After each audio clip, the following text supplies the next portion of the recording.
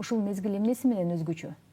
Бұл үй бүлөлүк психологиялык климаттагы чоң таасир этет. Эмоционалдык жактан, аң сезим жактан булар жетилелик.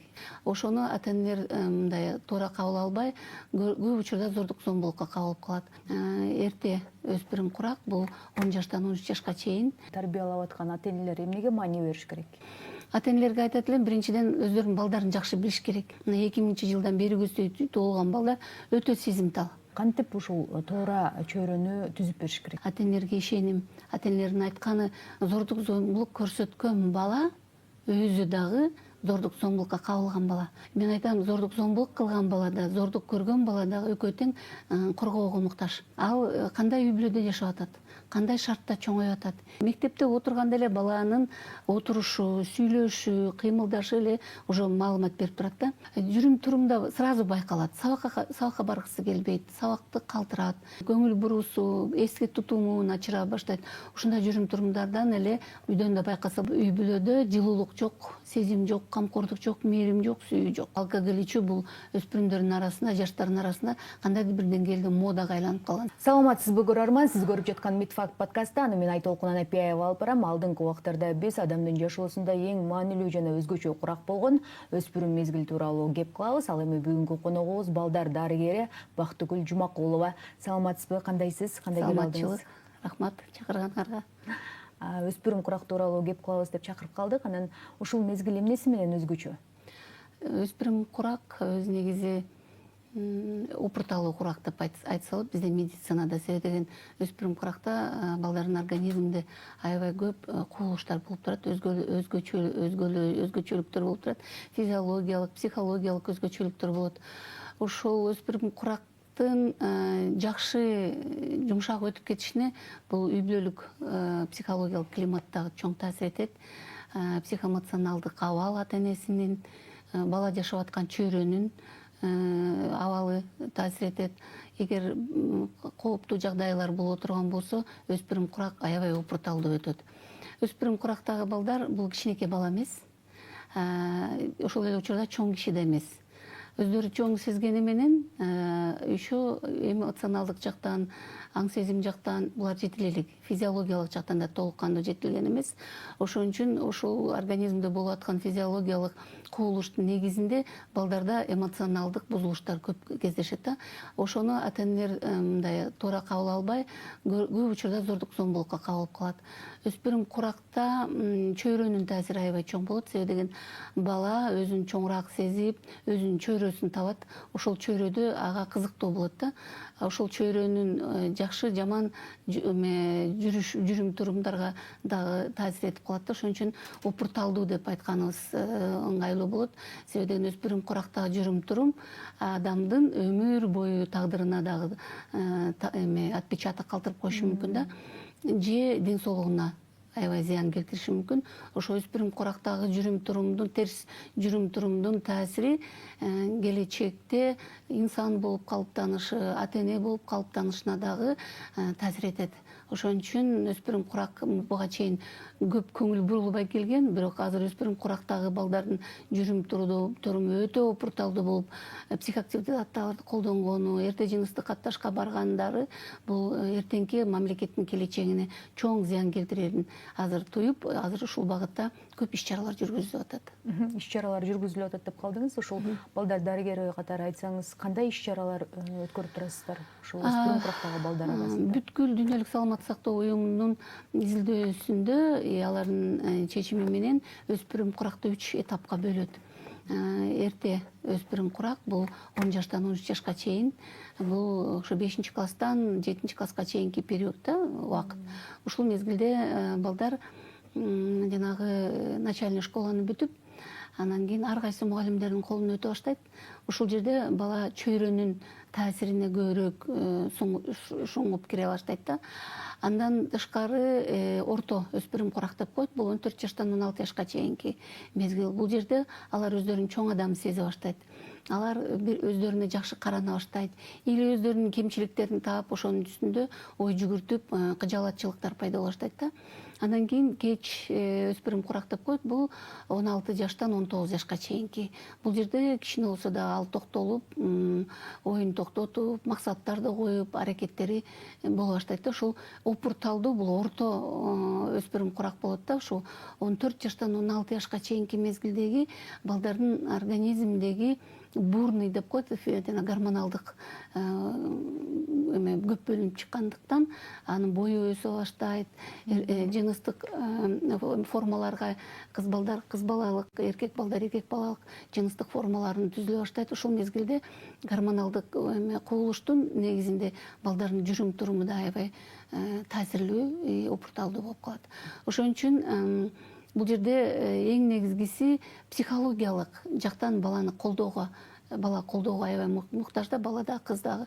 Ошол жерде ата энелердин таасири, ата энелердин ошол өспүрүм куракка келген балдардын организминде болуп аткан кубулушка даярдыгы. Бизде көп ата энелер даяр эмес, тем более биз союз малында башка менталитет менен тарбияланып калган адамдар азыр ата энелербиз да. Азыркы заман маалыматтык чоң кубулуштагы замандын балдары, булар бизге караганда тез кабыл алат, бизге караганда бат реагировать этет. Ошон үчүн булардын жүрүм туруму аябай мындай улуу муундагы адамдарга жакпайт да. Бирок булардын өзүнүн заманына жараша жүрүм турумдар да. Ошого биз карап, бирок туура багыт көрсөтүп, тыюу салып или зордук зомбулук көрсөтүү эмес, түшүндүрүү иштери менен, мээримдүү мамиле менен, сүйүү менен гана түшүндүрүп беришибиз керек да. Ушул өспүрүм курактагы балдарды тарбиялап аткан ата энелер эмнеге маани бериш керек? Баланын жүрүм турумуна, баланын өсүп келе аткандагы организминде болуп аткан өзгөчөлүктөргө, өздүк гигиенага, баланын психологиялык абалы өтө чоң көңүлдү бурулат да. Бул менталдык ден соолук деп коет. Эгер баланын психологиялык абалы жабыркаган болсо, анда физикалык денеде оорулардын фундаменти пайда боло баштайт. Ата энелерге айтат элем, биринчиден өздөрүнүн балдарын жакшы билиш керек. Анын эмесин, өзгөчөлүгүн. Баардык балдар эле окшош болуп, бирдей эмеден чыкпайт да, жөжөлөргө окшопчу. Ар кимибиз өзгөчө. Өзү 4 конституционалдык өзгөчөлүк бар. Ошол өзгөчөлүктөргө жараша балдардын өсүшү калыптанат. Кээ бир балдар бар, жай сүйлөйт, ачык жүрө албайт, көпчүлүккө кошула албайт. Мындай өздөрүнүн жана творческий адамдар деп коет, художник, музыкага багыт берген адамдар, бул чыгармачыл адамдар, булар шумный чөйрөнү анчейин жактыра бербейт. Ошого өзүнө ылайыктуу чөйрөнү создавать этип, ошого ылайыктуу шарттарды түзүп берип, ошол өзгөчөлүгүнө жараша, өзүнүн жан дүйнөсүндө талабына жараша шарт түзүп, ошону өнүктүргөнгө аракет кылыш керек. А кээ бир балдар бар, аябай гиперактивдүү, эмоционалдык лабилдүү, алар баардык нерсеге мурдун салып, баардык нерсени билгиси келип, баардык нерсени колдонгусу келип турат да. Аларга да туура запрет койбостон, эмне үчүн жаман, ал эмнеге алып келет, ошону түшүндүрүш керек да. Ата энелерге айтып кетер элем, азыркы балдар, 2000-жылдан бери туулган балдар өтө сезимтал. Эмоционалдык жактан да өтө сезимтал. Буларга агрессивдүү форма обращение, булар наоборот тескери агрессивдүү жооп кайтарат да. Ошон үчүн буларга түшүндүрүп, жан дүйнөсүн билип, эмне каалаарын угуп, анан ошого жараша түшүндүрүп бериш керек. Эгер көп учурда менин өзүмдүн тажрыйбамда эки крайность деп коет орусча. Муктаждыгы күчтүү балдар бар. Жанагы турмуштун оор жагдайына туш келген балдар, аларда талап көп, муктаждык бар, бирок максатына жетейин деген аракет күчтүү, бирок шарты жок. Кээ бир балдар бар, баардык жогу даяр, бүт бар, ата энеси баарын камсыздап берген, бирок эмне кылаарын билбей, бул балдар дагы ошол башка крайностьке барат да. Бирөө жетишпегендиктен, бирөө ашыкча мүмкүнчүлүктөн да. Ушул эки крайностьтагы балдарга өзгөчө көңүл буруш керек да, и өзгөчө шарт түзүп бериш керек. Кээ бир ата энелер бар, азыркы замандын ата энелери чын-чынына келгенде үй бүлө куруп, бала тарбиялаганга даяр эмес болуп калган да. Себеби 90-жылкы, 2000-жылкынын башындагы жаштар, өспүрүмдөр азыр ата эне болуп калды да. Алар мээримге тойгон эмес, сүйүүгө тойгон эмес, жетишпегендик турмушта өсүшкөн, ошо жетишпеген турмушта өскөндөр ошо балдарына баардык нерсени камсыздап берсем, балам бактылуу болуп, максаттарды бийик коюп жашайт деген үмүттө. Бирок балага байлыктын, дүйнөнүн кереги жок. Өспүрүм куракта балага мээримдин, сүйүүнүн, камкорлуктун кереги бар да. Көбүрөөк балдар менен баарлашыш керек, жан дүйнөсүн ача билиш керек. Өспүрүм деген ата эне бул эң негизги, эң күчтүү жардамчысы экенин, жана орусча айтканда тыл экенин түшүнүш керек да. А то бизде өспүрүм куракта үйдөгү талаптар, үйдөгү шарттар ренжитет дагы, анан булар көчөдө жакшы комфортный среданы издей башташат да. Ошол микроклиматтан анан өздөрү жанагындай жаман жолдорго түшүп калгандарын да билбейт. Себеби деген психологиялык жактан булар али жете элек да. Физиологиялык жактан да жете элек. Ошон үчүн опурталдуу деген ошо да. Ошон үчүн мектеп тармагында дагы, медицина тармагында дагы ушул опурталдуу куракта балдарга көп маалымат, туура маалымат, көчө интернеттеги маалымат эмес, реалдуу турмушта ага керектүү, эртеңки жашоосуна пайдалуу маалыматты камсыздап беришибиз керек.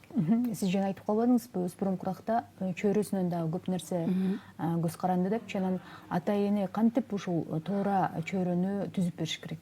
Ата эне биринчиден сураш керек, кимдер менен жүрөт, ал балдар кандай, ата энеси кай жерде жашайт, ата энеси ким болуп иштейт. Бизде эми жүрөт бала да деп кое берет эмеспизби? Бирок бала кайсы чөйрөдө жүргөнүнө көз салбайбыз да. Кээ бир чөйрөдө балдар бар, коркутуп алып эме алат. Кээ бир балдар айла жоктон аралашат ал чөйрөгө. Себеби коомго социализация болуш үчүн өзүнүн мен дегени бар да. Ошо мендин турукташ үчүн бала ошондой чөйрөгө суңуп кирет да.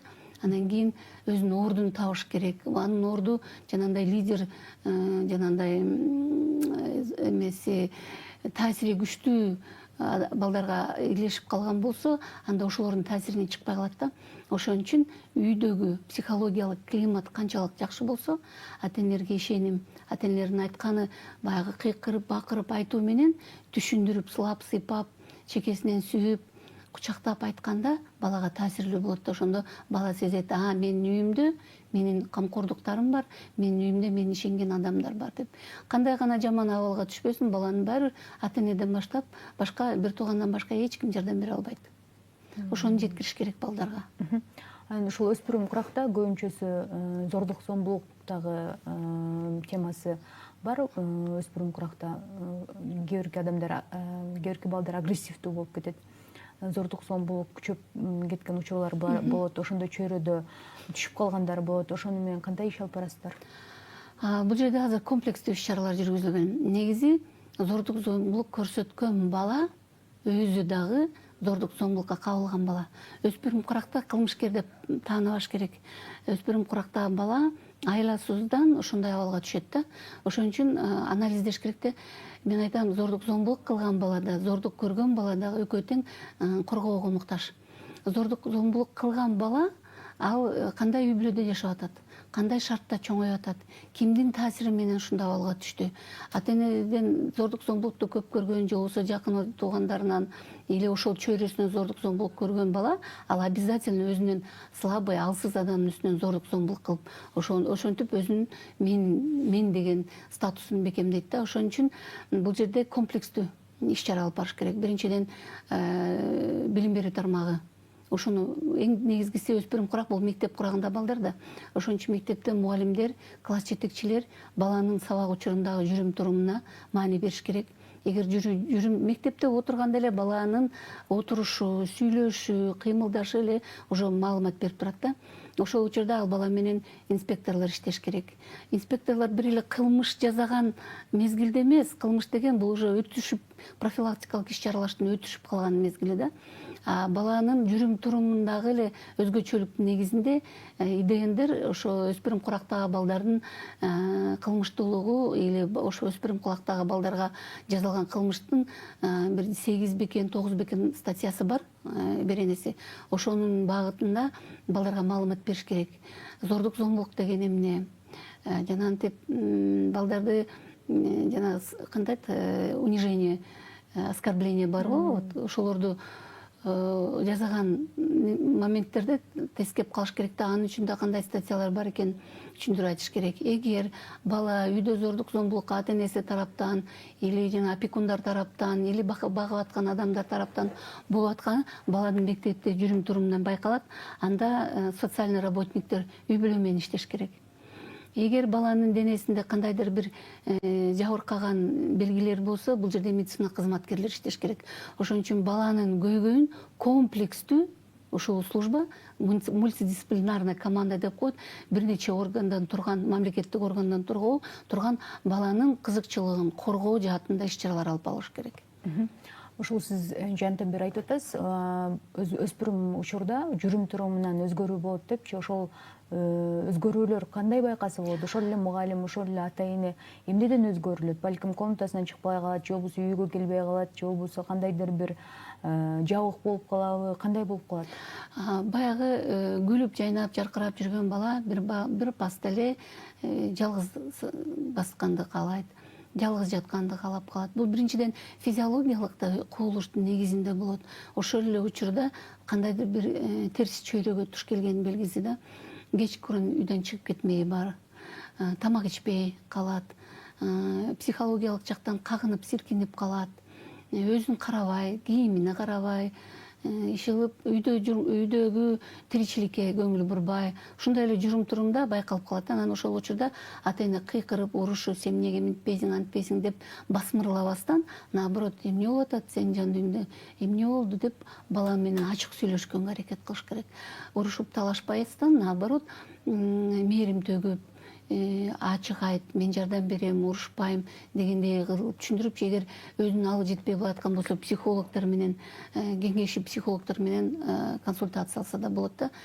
Жүрүм турумда сразу байкалат. Сабакка баргысы келбейт, сабакты калтырат или уктап калат, сабак учурунда көңүл бурбайт, жана көңүл буруусу, эске тутуму начара баштайт. Ушундай жүрүм турумдардан эле үйдөн да байкаса болот. Ата эне негизи кийим менен обеспечить үй менен камсыздап, тамак аш менен камсыздап берген жеткиликтүү деп ойлосо, ал туура эмес. Бала, кичинекей баладай эле баягыдай эле мээримге, сүйүүгө, психологиялык жактан баарлашууга, камкордуктан муктаж. Эгер ошол нерселер камсыздалып берилбесе, анда бала психологиялык мындай айтканда жабыркап баштайт.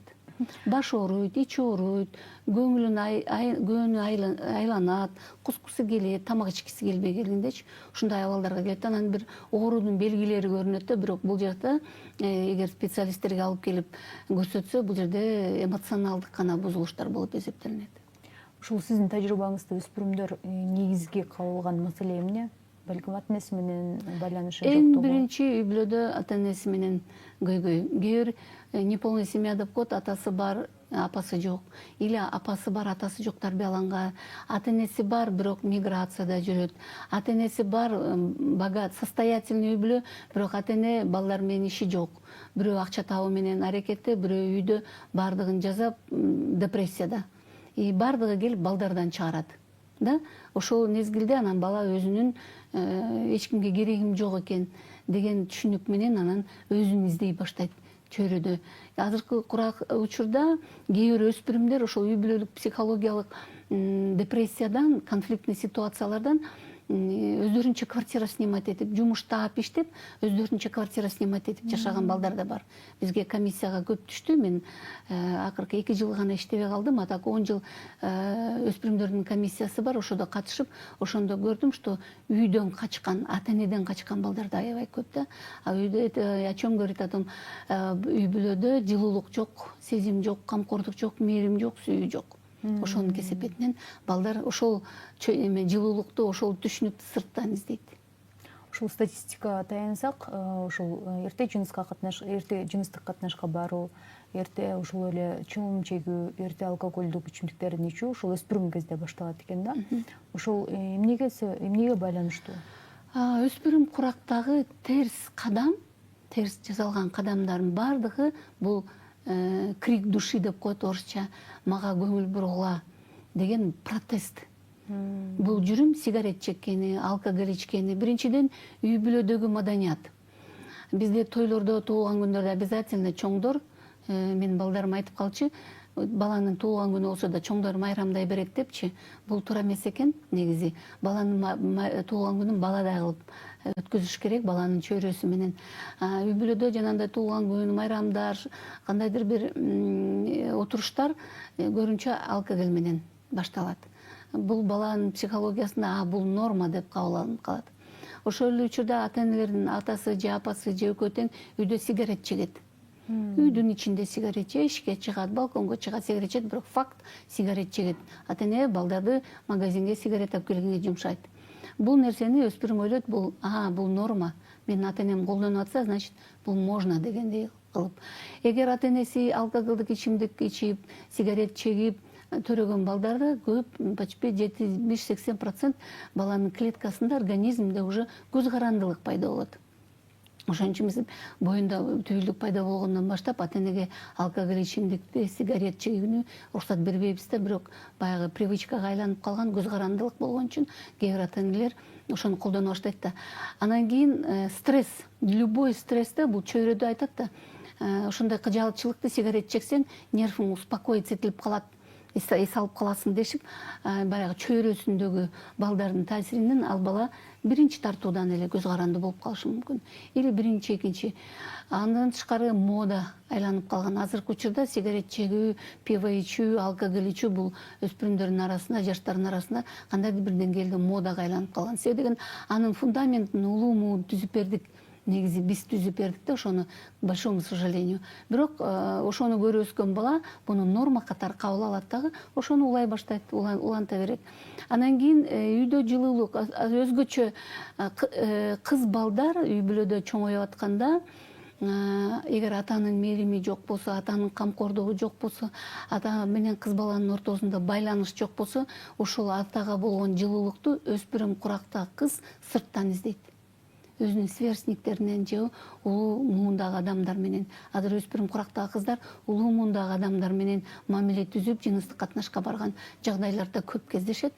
Себеби деген ошо ата-эне атасынан албаган мээрим сүйүүнү ал сырттан издеп, сырттан алат. Ушундай көйгөй бар. Анан өспүрүм куракта түшүнбөйт да, өспүрүм куракта эрте жыныстык катнаш эмнеге алып келиши, себебин маалыматтык жетишпестик барсы, социалдык тармактарда, ютубтарда, кинолордо баардыгы ачыктан айрым көрсөтүлүп атпайбы? Өспүрүм куракта бул психологиялык да, физиологиялык да жанагы жейдилүү пайда болгон мезгилде алар пробовать эткенди жакшы көрүшөт да. Көпчүлүгү эркин кароосуз калган же үй бүлөдө энесинин модели, жүрүм турумда ачык модельдер, ошолор кыз баланы ошондой жаман жолго түртөт да. Ошон үчүн жана мээрими жок атадан болгон, анан үй бүлөдөгү жанагы улуу муундагы адамдардын жүрүм турумундагы кыз балдар да ошондой жолго тартылат. Бирок кыз балдар эрте жыныстык катнаштын кооптуу жагдайларына маани беришпейт. Бул эмне болот? Эрте боюна бүтүп калуу. Эгер 16, 15, 14 жаштында боюна бүтсө, бул төрөш, бул упурталдуу, баягы боюнда бар адамдын өмүрү өлүм менен өмүрдүн ортосунда деп коет го. Ошондой жагдай кыз бала өспүрүм куракта төрөгөндөр өлүп калышы мүмкүн, же аборт жасатышы мүмкүн, же аборт жасатып койсо төрөбөс болуп калышы мүмкүн, же төрөп түшө турган болсо, анда эрте энелик болот, эркиндиги чектелет. Өзү бала да, өспүрүм куракта бул жашоону аңдап, жашоону түшүнүш керек да. Бул түшүнбөй туруп уже эне болуп калып атат да. Балага болгон мээрим сүйүү болбойт ада. Ал баланы деген өзүнө бир жүк катары кабыл алып, ошол бала ал үй бүлөдө бактысыз чоңоюшу да мүмкүн да. Анан кийин эрте медициналык манипуляцияларга душар болот. Анан эң чоң кооптуу бул жыныстык жактан жуккан инфекцияларга туш келиши мүмкүн, ВИЧ-СПИД туш келиши мүмкүн. Андан башка толтура көйгөйлөр да бар. Бул гинекологдор менен кенен аралашканда өспүрүм курактагы көйгөйлөрдү алар көбүрөөк чагылдырып берет. Биз аны убагында көрүп билип, специалисттерге гана жөнөтөбүз да. Бирок көйгөй толтура. Ушул балдар арасында психологиялык, менталдык жактан жабыркаган балдар кимге кайрылат? Кайсы жактан жардам алса болот? Конечно, мурда мындай жагдай жок болчу, шарттар түзүлгөн эмес. Азыр психологдор бар. Бишкек шаарында зордук зомбулукка кабылган, турмуштун оор жагдайына калган балдарды реабилитация борбору бар. Бул Карасаева 73-тө кризистик борбор. зордук зомбулукка кабылган, турмуштун оор жагдайында калган өспүрүмдөргө укуктук жардам берет да. Ошол жерде психологдор бар, социалдык жардам да көрсөтөт. Ошолор үй бүлөсү менен чогуу иштейт. Себеби деген мындай жагдайга туш келген баланын өзүнө эле реабилитация кылган жетишпестик болот да. Анын үчүн ошол баланын чөйрөсүн, досторун, ошол чөйрөдө, үй бүлөдө ата энесинин бир туугандары менен да иштеш керек. Ошон үчүн комплекстүү иш алып барыш керек да. Анан кийин кризисный борборлор бар, анан жанагы 111 деген номер бар, 112 деген номер бар. Ал жака чалса да психологдор жардам берип, каяка барып, каяктан кеңеш алып, бардыгын түшүндүрүп беришет. Самое главное, убагында кайрылыш керек да. Ушул акыркы суроолордун бири болсун, медико-социалдык жардам деген эмне? Медико-социалдык жардам өйдө мен айтып кеткендей, эгер өспүрүм баланын көйгөйү болсо, бул жерде комплекстик жардам, милиция укуктук жардамды камсыздап берет. ОПСД, отдел поддержки семьи и детей деп коет. Баланы, кээ бир балдарды, өспүрүмдөрдү биз өзүнүн ата энесинен да коргошубуз керек болуп калат да. Эгер хроникалык жактан шарт түзүп берген, жашоого шарты жок болсо, зордук зомбулукка кабылган баланы биз үй бүлөдөн алып чыгып, кризисный борборго жайгаштырып, ал жерден психологдор иштеп, ошол эле учурда жана мамлекеттик уюмдарда, социалдык коргоо уюмдарда үй бүлө ата энелер менен иштейт. Эгер баланын ден соолугунда кандайдыр мүмкүнчүлүктөр жок болсо дагы бир сыйра медициналык тескөөдөн өткүзүп, эгер көйгөйлөр бар болсо специалисттерден жардам көрсөтүү. Анан ошол эле учурда билим берүү тармагында, эгер бала ошол учурда психикалык жактан жабыркап или кандайдыр бир көйгөйлөр болсо, онлайн обучение менен, индивидуальный программа менен сабак өтөт да. Ошон үчүн мунун бардыгын бир баланын көйгөйү 5 мамлекеттик мекеменин маселеси иши десек болот. Ушул сиздин ата энелерге, өспүрүмдөргө эмне деп айтат элеңиз, кандай кеңеш берет элеңиз? Мен өспүрүмдөргө айтат элем, ооба, сен азыр ушундай упурталдуу куракта баратасың, бирок сен чоңоюшуң, эгер сен туура эмес жолду тандап алсаң, ата энелерге ишеним көрсөтпөсөң, ага эжекелерге ишеним көрсөтпөсөң, көчөдөгү адамдарга ишеним кылып, сен аябай жаман шартка дуушар болушуң мүмкүн. Ал тагдыр сени өмүр бою келечекте максаттарың ишке ашпай калышына шарт түзүп калат. Бирок ата эне сени курчап турган чөйрөдөгү жакшы адамдар менен мамиле түзүп, ошолордон жардам сурасаң, эч ким отказ бербейт. Азыр мектептерде медицина кызматкерлер бар, бул багытта даярдалган, завучтар бар, тарбия иши боюнча, кээ бир педагогдор бар, күчтүү, ар бир баланын жан дүйнөсүн ачкан, ошолорго кайрылып, анан таза жок болгондо, эч кимге ишенбей турган болсо, анда 111, 112 кризис горячая линия номерлерге чалып, ошолордон жардам алса болот. Анан, конечно, эң негизгиси ата эне. Ата эне дагы, өспүрүм да ата эне менен байланышты кайра калыпка келтиргенге аракет кылыш керек да. Ошол эмени бекемдеш керек. Ошол байланышты бекемдеш керек дагы. Ата энеден башка күйө турган, ата энеден башка сени колдой турган эч ким жогун өспүрүм түшүнүш керек да. Ошон үчүн өспүрүм куракты жеңил желпи өтүш үчүн туура жолдорду тандап, туура багыттарда өзүн ишке ашырыш керек. Ошондо гана максаттарга жете алат. Бактыгүл Темирбековна, бүгүн убактыңызды бөлүп, бизге кенен маек бергениңиз үчүн ыраазычылык билдиребиз. Ал эми Медфак подкастынын көрөрмандары менен коштошобуз. Кийинки эфирлерден жолукканча. Рахмат чакырганыңарга.